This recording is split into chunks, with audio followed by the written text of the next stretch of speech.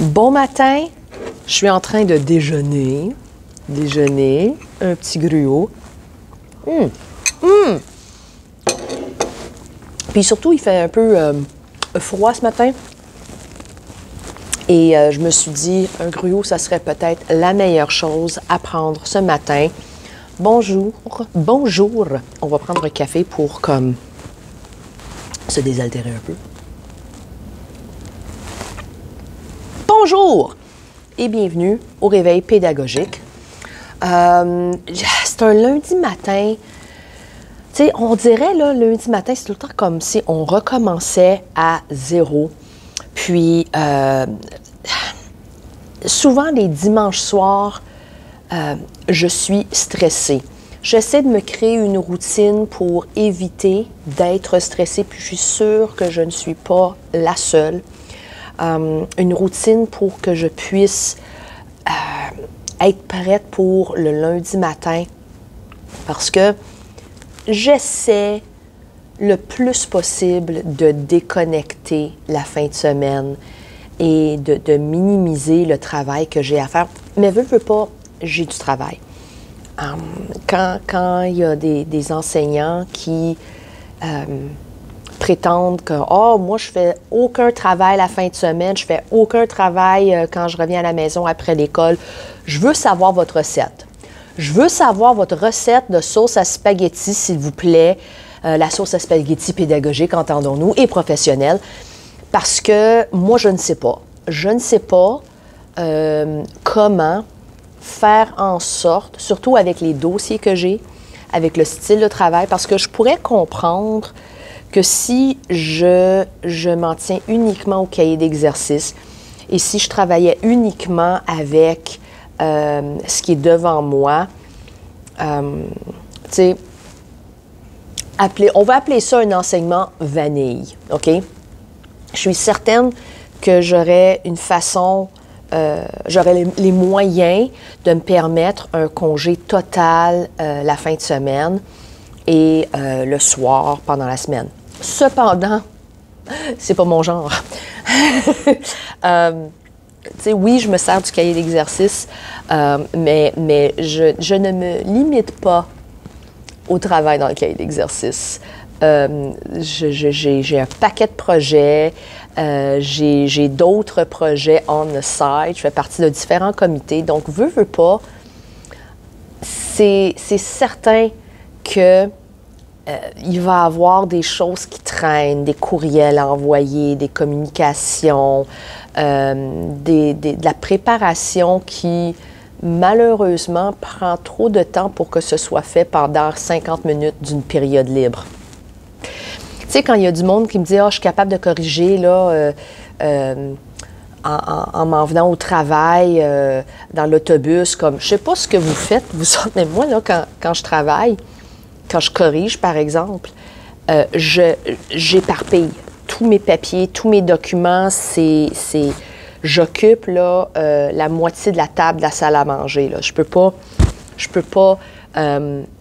faire comme une copie à la fois, comme bien placée dans un petit tas. Là, puis non, je peux pas. Je peux pas. J'ai développé des habitudes, de bonnes habitudes, des habitudes néfastes, je sais pas. Mais j'ai développé des habitudes qui fonctionnent bien pour moi, OK? Qui fonctionneraient peut-être pas pour une autre personne, mais qui fonctionnent bien pour moi. Puis, je prends de la place. Donc, comme j'ai dit, j'essaie de minimiser le travail que j'ai à faire la fin de semaine pour que je puisse déconnecter. Mais veux pas, le dimanche soir, disons, ça commence autour de 17h, comme l'anxiété de fin de semaine, ou l'anxiété de fin, début de semaine, je ne sais pas comment appeler ça. C'est une genre d'anxiété, un stress qui se déclenche. Puis je ne sais pas c'est quoi, en fait, le déclencheur, parce que je pourrais être en train d'écouter une partie de football, puis ça se déclenche. Je ne sais pas. C'est une pensée. C'est une idée, c'est savoir que « Ah, banane au chocolat, je vais me retrouver au travail demain. » Tu sais, cette réalité-là. Quand je dors, des fois, je je fais de la méditation, puis je me dis, il n'y a pas d'école demain. Puis des fois, ça m'aide à dormir. Ça me permet de chasser les mauvaises idées de mon esprit. Mais que je le veuille ou non, il y a ce genre de stress du retour au travail qui s'installe. Donc, il faut que je prépare ma routine, que je suive ma routine. Ah, puis c'est des trucs là, vraiment banals. Là. C'est genre, si j'ai fait du lavage la fin de semaine, c'est je range le linge, je nettoie ma chambre, je range la chambre. Mais ça me permet de créer cet espace serein pour que je puisse entamer la semaine sachant qu'il n'y a rien à la maison qui doit être fait et réglé. Je me fais un to-do list. Je me fais une liste de tâches à faire pour que je sache quand je vais commencer lundi à l'école, voici les choses que j'ai à faire pour pas que je sois complètement déboussolée.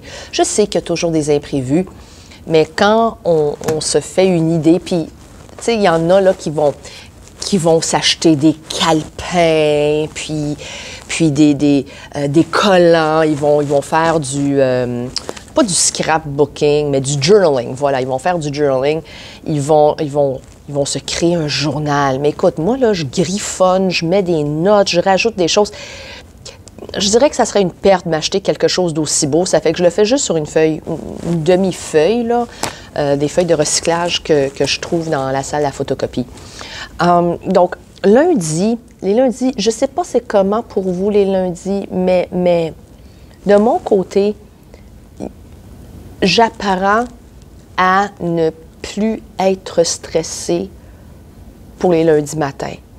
Parce que ça m'empêchait de dormir. Il était une fois. Ça me créait beaucoup de stress. Puis, les lundis matins devraient être vus plus comme d'un côté positif. Ah, je vais revoir les élèves. Ah, je vais pouvoir savoir ce qu'ils ont fait cette fin de semaine. Je pourrais partager avec eux ce que j'ai fait, quelle animation japonaise j'ai écoutée cette fin de semaine. Puis ça devrait être perçu comme ça. Ça devrait être vu comme quelque chose de positif. Surtout si on fait une job qu'on aime. Surtout si c'est un emploi qui nous passionne. Puis moi, évidemment, l'enseignement, c'est quelque chose qui me passionne.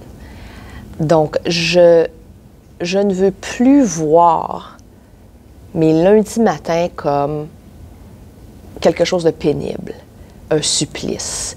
Je veux que ce soit, on va rimer les choses. Je veux que ce soit vu comme un délice, comme mon gruau au chocolat. C'est un gruau au chocolat. Bien, il y a bien des affaires, il y a aussi des épices, mais c'est ça. Donc, sur ce, mesdames et messieurs, je vous souhaite un excellent lundi.